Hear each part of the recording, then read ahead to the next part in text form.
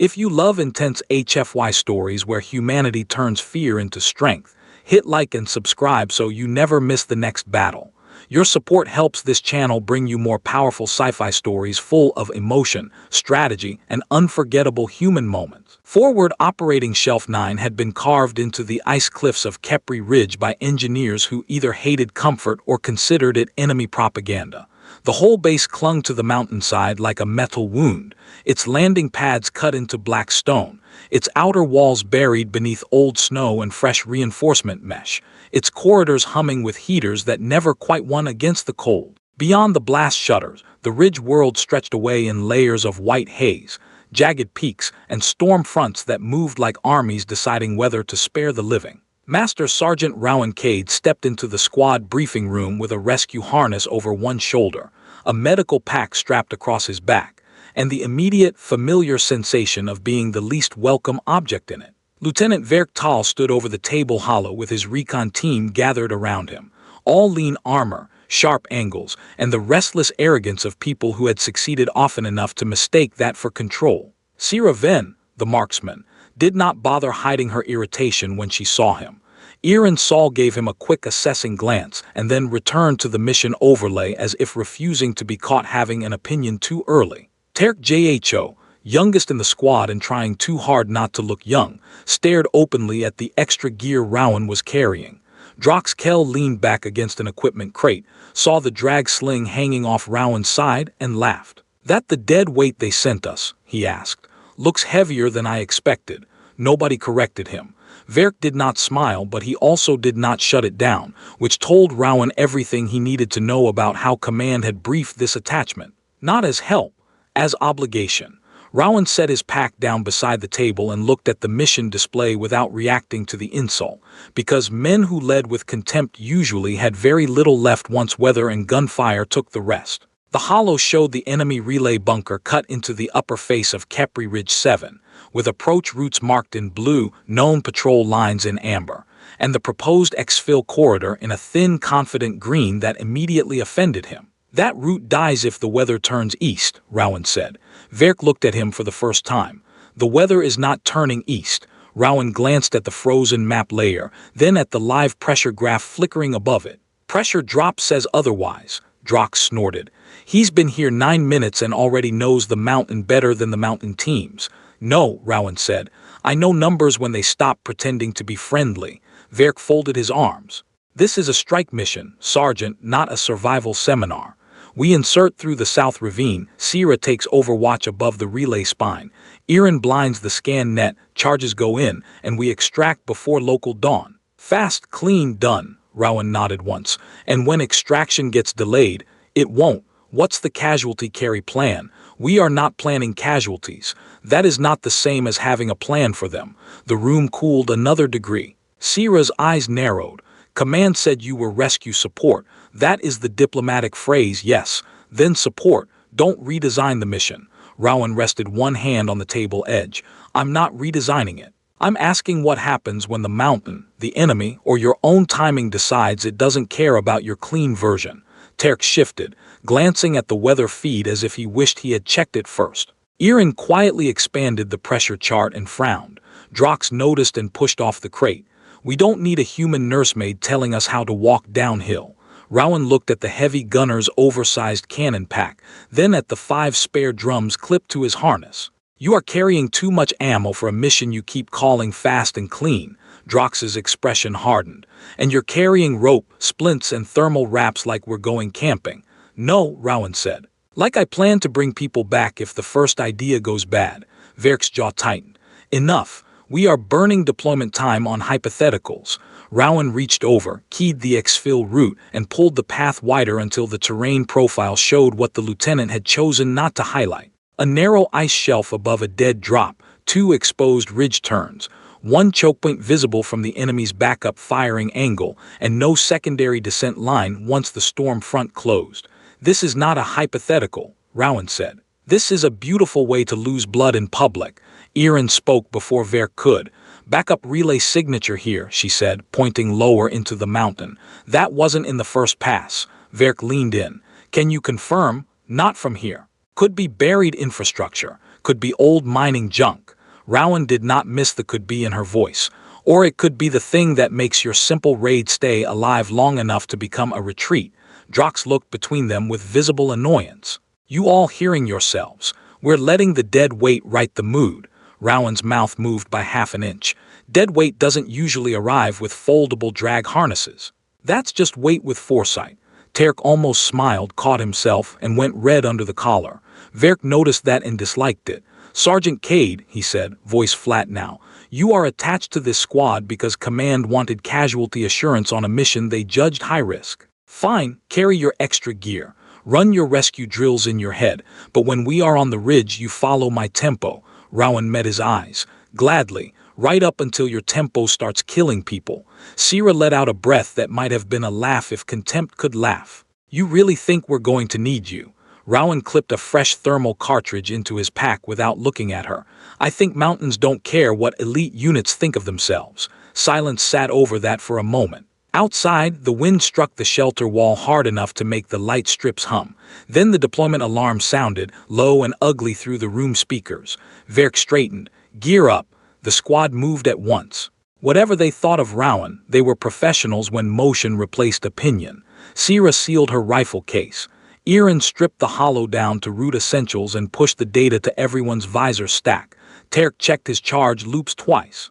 Drox shouldered his cannon with theatrical ease and muttered as he passed Rowan, "Try not to slow us down, human." Rowan hauled the rescue pack onto his back and replied, "Try not to get shot where it inconveniences me." Dax, nay, wrong story. Need keep names right. As they filed into the airlock chamber, Verk took point, the squad falling into practiced order around him, and Rowan settled into the rear third where attached personnel were kept until needed, which was to say where no one had to think about them until thinking became expensive. The outer hatch opened on black ice, cutting wind, and a mountain night that swallowed voices as soon as they left the mouth. One by one, the squad vanished into it, fast, precise, and still convinced the human behind them was the weakest thing in the file. Rowan checked the storm line one last time, tightened the drag sling nobody believed they would need, and followed them into the dark. For the first hour, the squad had every right to believe their contempt had been earned honestly. Kepri Ridge swallowed them cleanly, the night storm not yet fully born, only gathering itself beyond the peaks while the six figures moved through the South Ravine in disciplined silence. Lieutenant Verk led from the front with the kind of confidence that looked good when it was working. Sierra Ven ghosted above them along a higher rock shelf with her rifle sealed against the cold. Erin Saul-fed route corrections into the squad channel in short, precise bursts, and even Drox Kell managed to haul his oversized cannon without turning the mountain into a complaint. Rowan stayed where attached personnel were meant to stay, rear third, eyes on their spacing, on the frost building too fast along the ridge bolts. On the way, Terk Jho kept overusing his right leg when he climbed because he was trying not to look like the youngest one there. No one asked Rowan for input after deployment. That was fine. Competence often preferred to arrive uninvited. The enemy relay sat deeper into the mountain than the first briefing had suggested, not proud on the ridge like a fortress, but buried in a black outcrop below a line of weather-worn sensor poles and hidden behind enough broken stone to look dead from orbit. Verk's plan worked the way good plans did when the world had not yet decided to insult them. Sierra took the Overwatch shelf without leaving a trace. Erin slid a scan veil across the relay's outer sensors and opened them a hole narrow enough for luck to squeeze through. Terk placed the first shaped charges on the west conduit spine, with hands only shaking a little. Rowan covered their rear approach and counted guard timing through the thermal haze. 2 external patrols, 1 roving scan loop. No alarm. No surprise, no immediate disaster. Drox from behind a fractured vent bank whispered with obvious satisfaction, "See, fast, clean, done."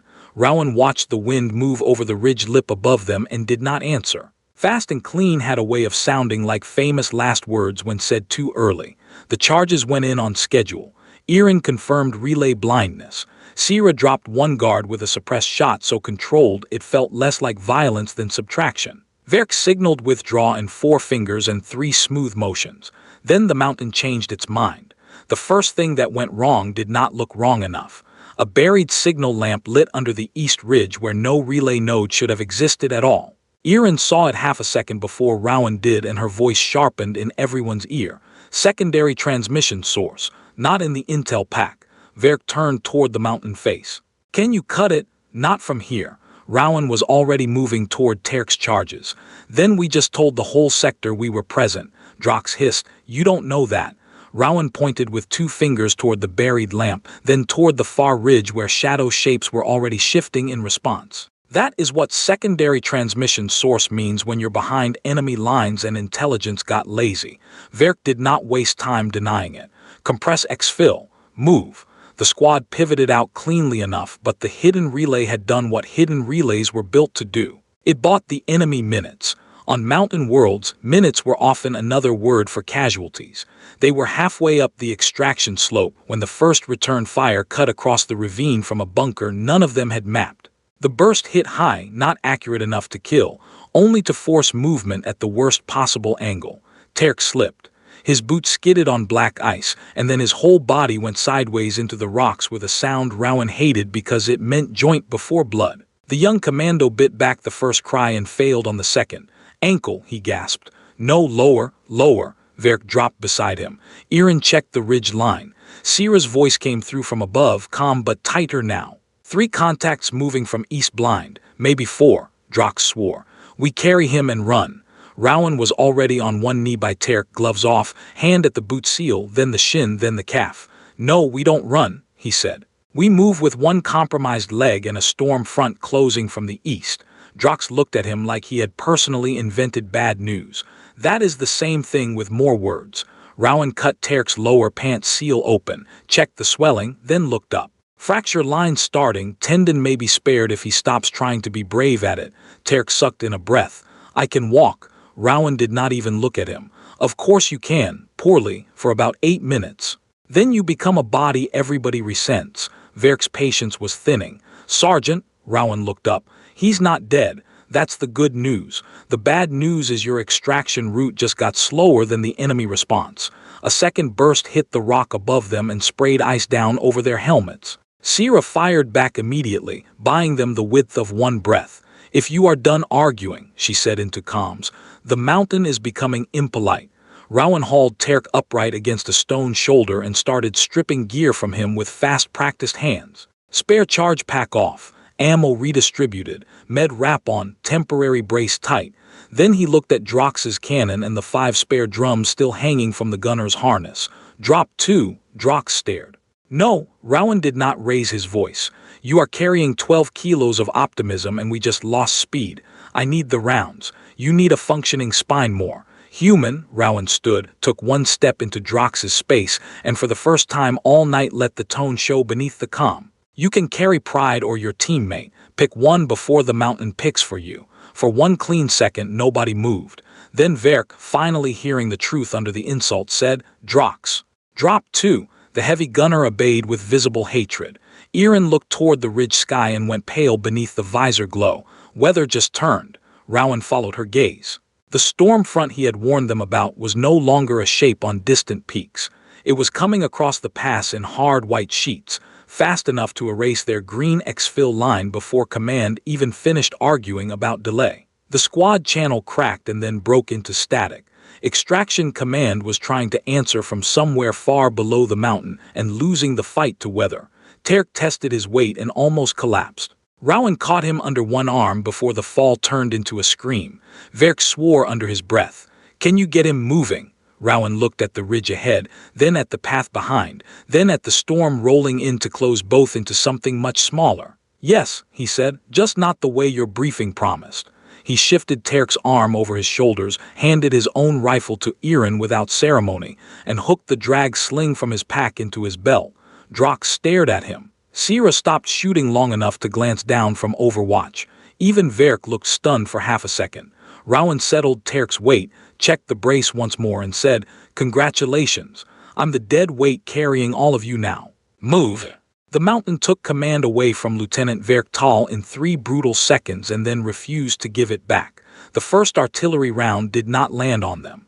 It landed above them, somewhere beyond the ridge line, and that was worse, because the explosion drove a sheet of fractured ice and loosened rock down across their extraction shelf with all the blind violence of a weather event pretending to be ordnance. Sierra then shouted a warning from Overwatch half a heartbeat before the slope broke. Aaron hit the ground on instinct. Drox tried to brace with the cannon and nearly lost both knees for the effort. Terk, already limping under Rowan's weight-sharing sling, went down hard and took Rowan with him. Verk turned toward the sound instead of away from it, which was brave and exactly wrong. A slab of black ice the size of a door struck him across the side and threw him into the ridge wall hard enough to silence him before he hit the ground. When the slide ended, the green exfil route on Aaron's map no longer existed. Half of it was gone beneath broken stone. The other half hung above a fresh drop where the mountain had simply decided there should be less path than before.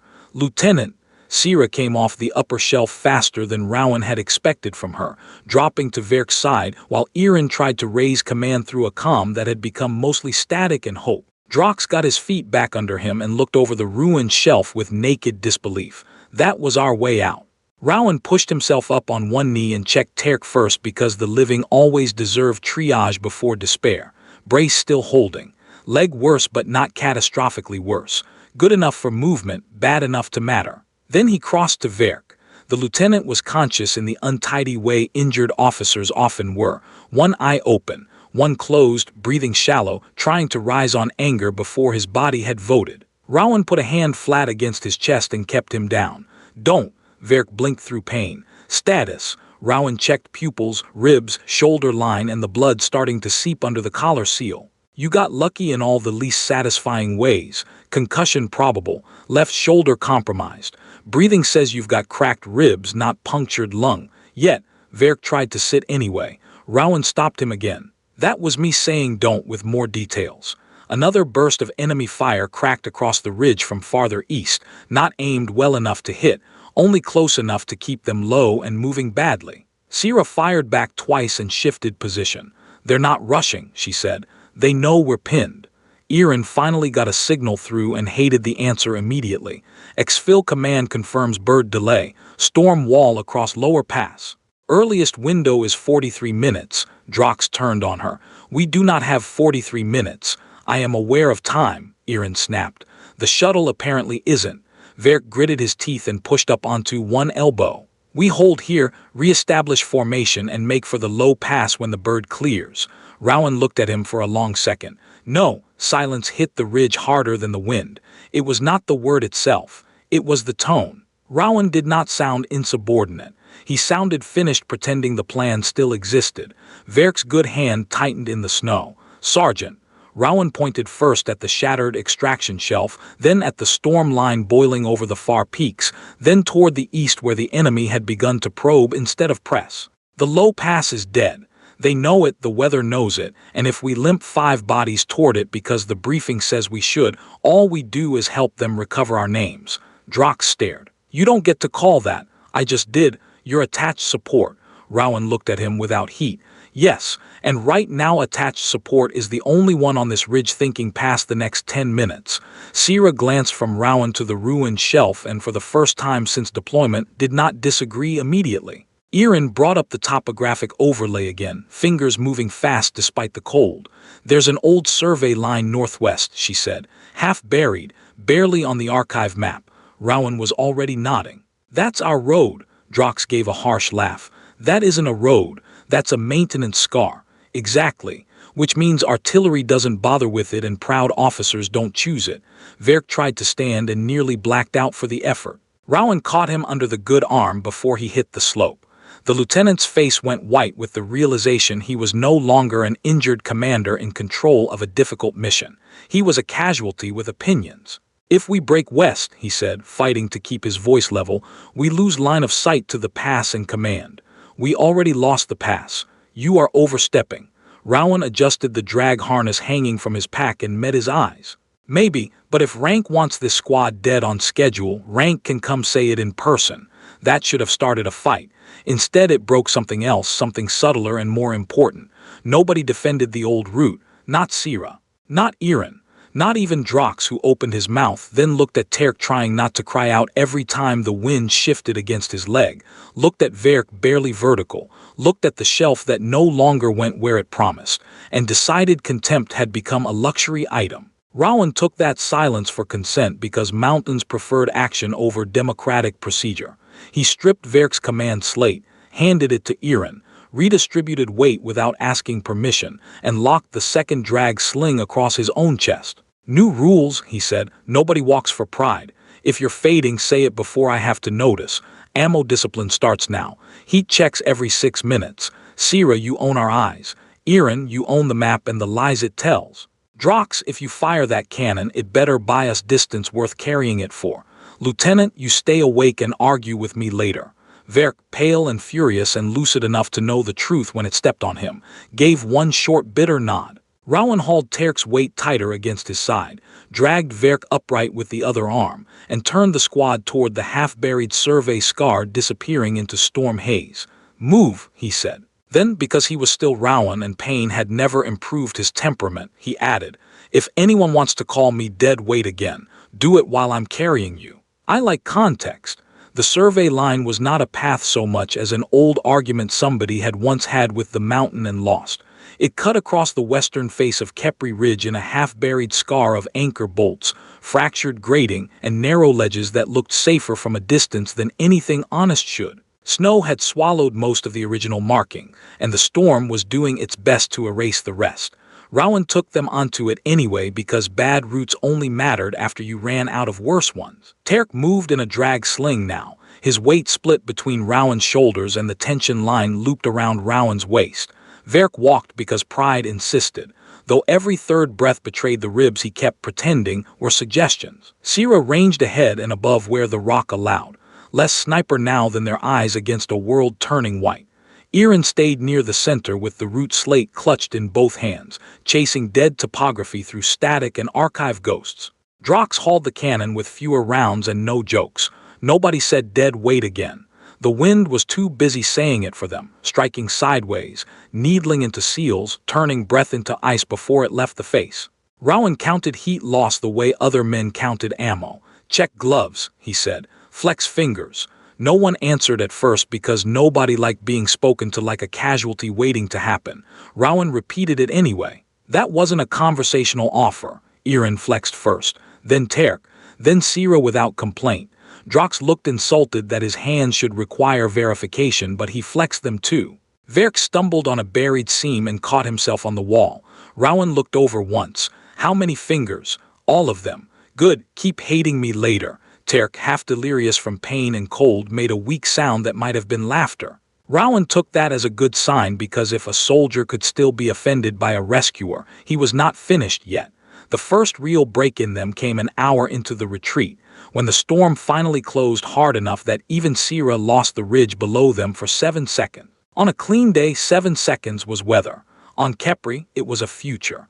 By the time visibility returned, the enemy had shifted higher along the eastern rise and started using the storm the way disciplined troops always did, not pushing into it, only tightening the ring around where survivors were most likely to choose certainty over good sense. Rowan felt the trap in the way the fire changed. Short bursts, testing shots, herding, not hunting. "They want us back toward the pass," he said. Sira checked the angles and swore softly. "They already have the lower cut." Irin looked up from her slate. "Then the survey line isn't bypass anymore. It's all we have." Drox muttered through chattering teeth, "Wonderful." "I feel reassured by the word all." A cracking report rolled across the slope above them before anyone could answer. "Not enemy fire. I stress." Rowan's head came up instantly. "Move left." He did not shout it because people who shouted on mountains often wasted the half-second everyone needed for listening. The squad obeyed anyway, fast because the tone carried more truth than volume. The upper shelf let go behind them in a violent shudder of white and stone. A wave of ice blocks and powdered snow hammered across the line. Sira threw herself flat and rode it. Verk hit the wall and stayed there. Irin lost the slate, caught it again, and nearly followed it into the drop. Drox disappeared. For one sick moment, everyone thought the mountain had taken him whole. Then a muffled roar came up from below and to the right, not dead, just furious. Rowan dropped Terk's drag line into Verk's hands before the lieutenant could object. "Hold him." Rowan, hold him. He was already moving down the broken lip, boot points biting at the ice while the wind tried to strip him off the world. Sierra slid across to cover the angle. Enemy movement east ridge. Then make them regret curiosity.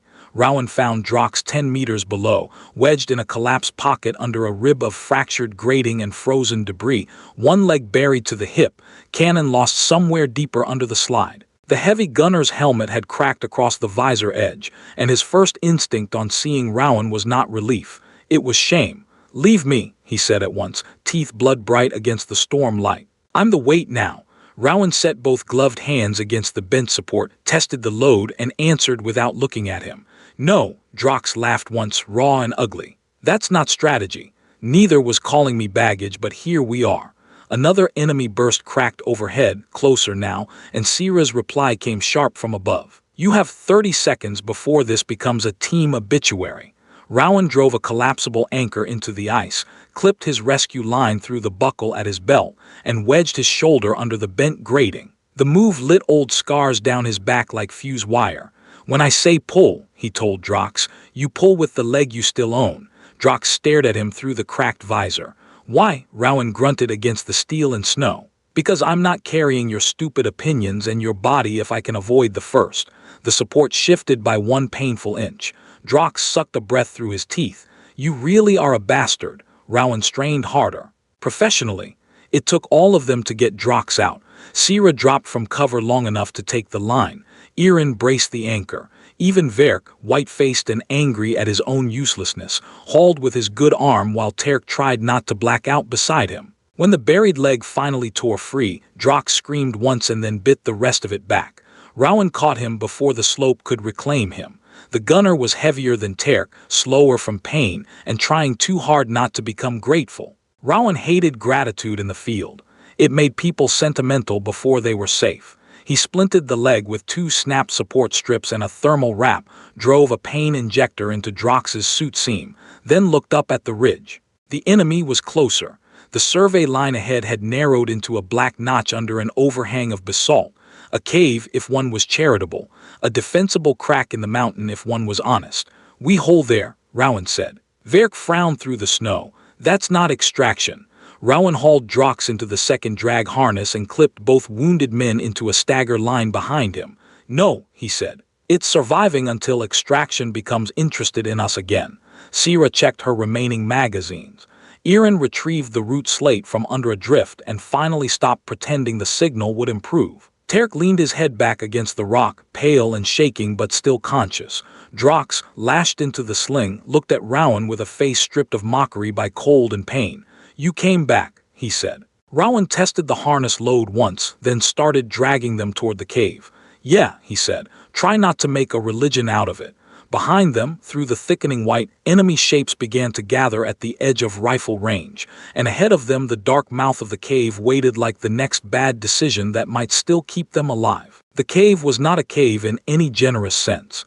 It was a basalt fracture half sealed by old ice, deep enough to hide heat signatures from a casual scan, and narrow enough to turn numbers into an argument. Rowan got them inside just ahead of the next sweep of enemy fire, then set the wounded down in the only order that mattered: airway first, bleeding second, mobility third, pride nowhere. Terk went against the inner wall with his splinted leg elevated on a rolled thermal sheet.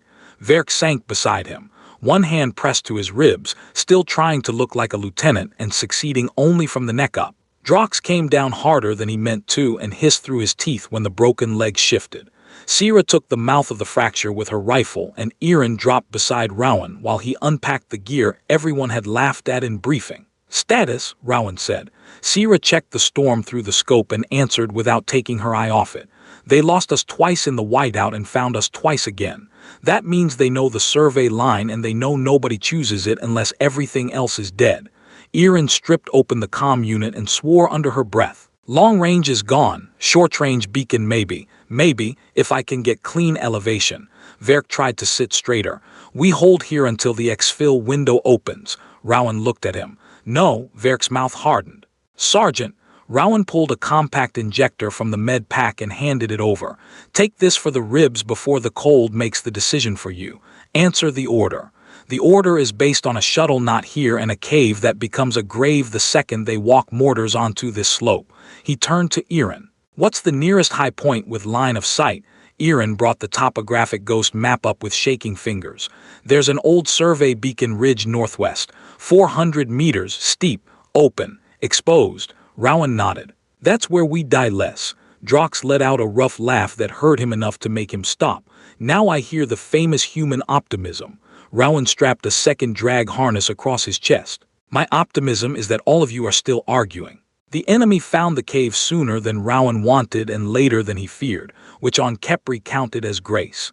The first probe came as three shapes in white camouflage moving low through the storm line. Careful, professional, not expecting heroics, just survivors making bad choices under pressure. Sierra took the first at the shoulder to spin him into the second, then dropped flat as return fire cut sparks from the cave mouth.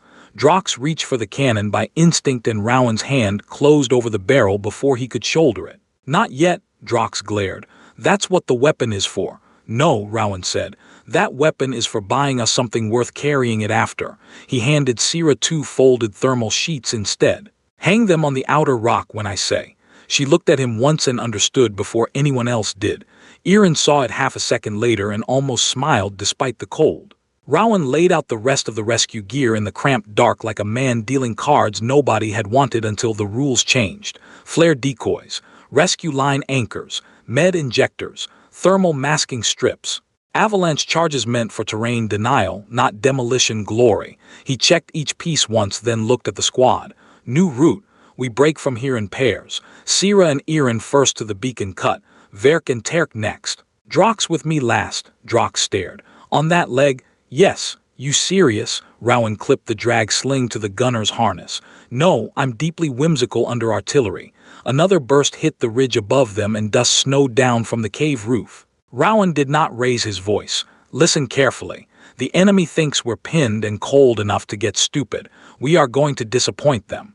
The first move was the cruelest because it looked like retreating from safety into weather. Rowan waited until the next enemy push built toward the cave mouth, then slapped the thermal sheets onto two outer rocks and triggered 3 heat packs beneath them. Sierra fired once high to draw attention. The false silhouettes bloomed through the storm just as Erin launched 2 flare decoys farther downslope. Enemy fire shifted instantly toward the brighter lies. Now, Rowan said. Sierra and Erin broke left through the whiteout with the rescue line clipped between them, low and fast, invisible after 3 strides. Rowan counted under his breath, then hauled Verk upright and shoved the lieutenant toward Terk. Can you walk him? Verk looked at the younger soldier, at his own ribs, then at Rowan. No, Rowan nodded. Good, honest. He wrapped the second drag line around Verk's chest, clipped Terk to the same stagger harness, and tightened both until the weight would ride on Rowan's hips instead of his spine. Verk realized what he was doing, and for the first time sounded like a man who hated the cost of being saved more than the pain itself. Cade, that's too much. Rowan got both men moving with one forward wrench of his whole body. Then don't make me carry your conversation too. They went out into the storm in one hard staggered pull, Rowan leaning into the harness until every step felt like dragging a gate behind him. Fire cracked blind through the white. One round punched through the rescue line sheath and missed Verk's leg by less than a hand's width. Terk lost footing once, and Rowan took the full weight of both men on one knee, rose again, and kept moving because stopping in weather like that was just a slower way to lie down. Ahead, Sierra's marker light flashed twice from the next rock cut. Good, still alive. By the time Rowan got Verk and Terk to the survey beacon shelf, his lungs felt lined with glass. The ridge was barely a ridge, more a broken lip of basalt over a drop the storm kept politely refusing to reveal.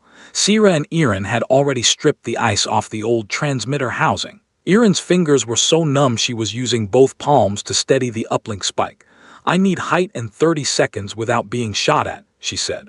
Rowan looked back toward the cave line where enemy shadows were finally understanding the game. You get 15 in prayer. He turned before she could answer and went back down for Drox.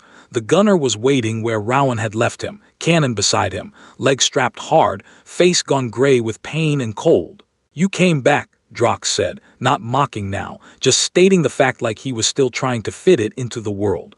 Rowan crouched and hooked the last drag harness through the armor rings under Drox's shoulders. Yeah, Why? Rowan hauled him up in an ugly half-carry. Because if I leave you here, you get to be right once and I've had a difficult day. Drox made a sound that was almost a laugh and almost breaking. Enemy round snapped close as Rowan dragged him through the whiteout. Halfway to the beacon shelf, the pursuing squad broke from cover and came on fast, hoping to close before the uplink lit. Rowan did the only thing left worth the wait. He ripped the avalanche charges from his pack, set them shallow into the cornice edge with gloved hands that could barely feel the pins, and kicked the cannon toward Drox. "Can you still shoot?" Drox braced on one elbow, jaw locked. "At this range? Insultingly well," Rowan nodded once. "Then insult them." Drox opened up with the heavy gun, not sweeping, not wasting, only chopping the lead runners just enough to hold them beneath the ridge lip while Rowan hit the detonator. The mountain answered in a deep rolling crack that swallowed gunfire whole. The cornice sheared off and the slope below the pursuing squad turned into moving white death. Men vanished. The rest fell back hard. Rowan grabbed the drag line again and hauled Drox the last meters to the beacon shelf just as Erin slammed the transmitter live. The old survey mast woke with a shriek of frozen servos and sent a hard, narrow pulse into the storm-black sky. For one endless breath nothing answered. Then far beyond the whiteout a searchlight cut across the clouds. Sierra saw it first. "Bird," she said. Nobody cheered. They were too tired. Rowan simply sank to one knee with all four survivors still attached to his labor in one way or another, looked out into the storm and said, "Good. I was running out of squad." The rescue shuttle did not descend so much as fight its way into existence. Its searchlight cut through the whiteout in hard shaking bands, then vanished, then returned again as the pilot wrestled the bird over the beacon ridge without smashing it into the mountain. The winch cable dropped first, whipping sideways in the storm like something alive and furious. Rowan Cade looked up through frozen lashes and felt the first dangerous thing he had felt all night: relief. Relief got people killed because it arrived before safety did. "Nobody moves until I tell you," he said, voice stripped down to command and cold. Sierra Venn was already signaling the pilot with her last functioning beacon strip, one gloved hand pressed against the ridge to keep from being knocked off it. Erin Saul crouched beside the survey mast, still feeding the uplink manually because the old transmitter had decided to become useful only through violence. Terk Jho was barely conscious now, head hanging forward over the rescue sling that had kept him upright for the last 30 meters. Lieutenant Verk Tal stood by, refusing to collapse out of what Rowan suspected was equal parts discipline and spite. Drox Kell, lashed into the drag harness with one ruined leg stretched badly straight in the snow, stared at the descending cable as if trust had become physically offensive. The shuttle banked once more, too low and too hard, and enemy fire stitched through the storm from somewhere below the cornice. Sierra answered with two shots that were not meant to kill. They were meant to make the enemy keep their heads down for 10 more seconds. "They're still pushing the lower slope," she shouted. "Then we leave before they learn persistence," Rowan said. The winch operator sent the first basket down for the non-walkers. Rowan put Terk in it before the kid could protest because this was no longer a democratic process. Terk grabbed his sleeve with clumsy frozen fingers.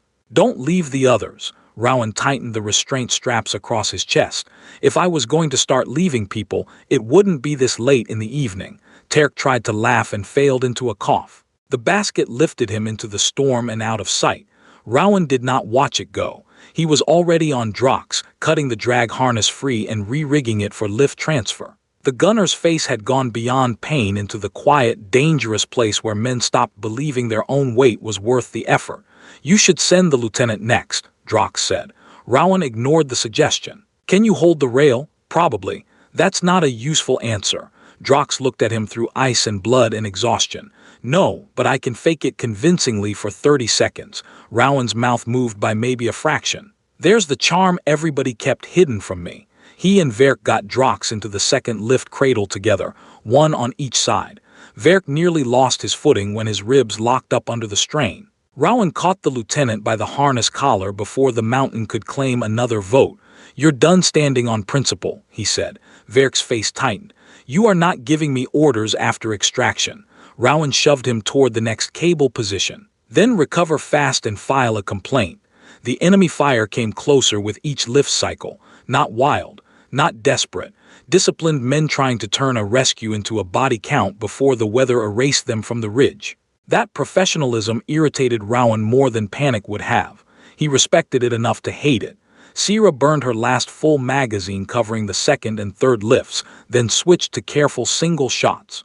Erin kept the uplink alive until the mast finally tore loose and died in her hands. After that, there was no signal left to protect. Only the people. Verk went up next because his body had started making quiet decisions his pride could no longer overrule. He did not argue when Rowan clipped him in.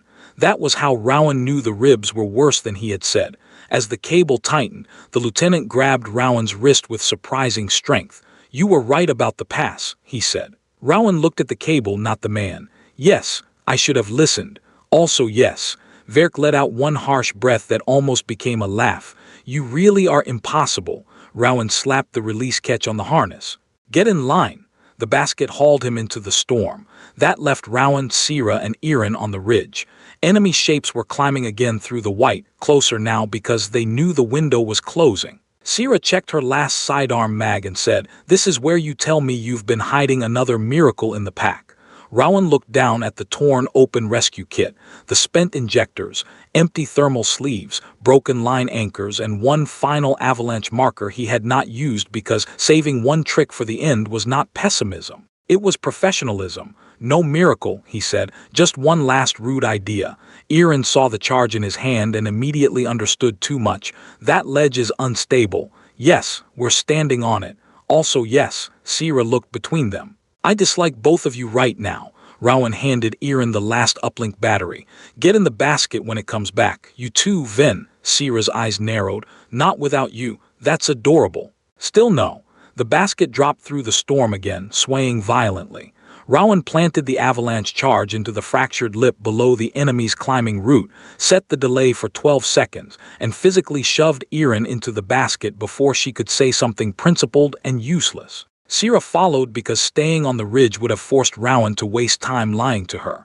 As the cable tightened, Sierra leaned forward through the rising basket and shouted over the wind, "Cade!" Rowan looked up. "What?" Her face was white with cold and fury and something rower.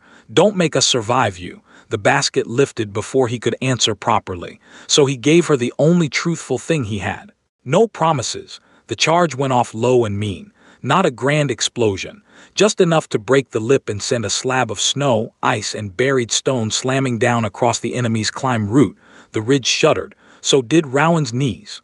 When the final cable dropped through the storm for him, he stood there for 1 second longer than necessary, the empty harness hanging off his chest, the ruined rescue sled still half buried behind him, the mountain at last too tired to keep arguing. Then he clipped in and the shuttle winch dragged him up into the freezing dark. Back at Shelf 9, the med bay filled, emptied, filled again. Terk went into surgery. Drox went under sedation, still trying to deny he was grateful. Verk submitted to rib repair with the look of a man accepting an insult from physics. Sierra and Erin sat on opposite bunks wrapped in thermal blankets, too tired for rivalry, staring at the closed treatment room where Rowan had disappeared without ceremony. He came out hours later with his shoulder sealed, one side stiff, beard rimed with dried frost, and the ruined rescue harness slung over his good arm because he had apparently decided not to let even the equipment rest with dignity. Drox saw him first from the recovery cot and went quiet. That got everyone else's attention. The gunner looked at Rowan for a long second, then said, "I called you dead weight." Rowan adjusted the harness on his shoulder. "Yeah," Drox swallowed. "I was wrong." Rowan considered him with the exhausted patience of a man who had dragged 4 opinions through a mountain and did not have energy left for theater. "You were carrying stupid ideas at altitude," he said. "It happens." Nobody laughed. Not because it wasn't funny, because they all knew that was the kindest version of the truth available. Then Erin said what the debrief report never would have managed properly. "You didn't carry one of us home." Rowan glanced over. Erin held his gaze and finished it anyway. "You carried the squad." That left the room quieter than gratitude. Rowan nodded once, like accepting a fact and refusing the ceremony around it, then limped past them toward debrief with the harness over his shoulder and the storm still on him. Behind him, nobody called him dead weight again.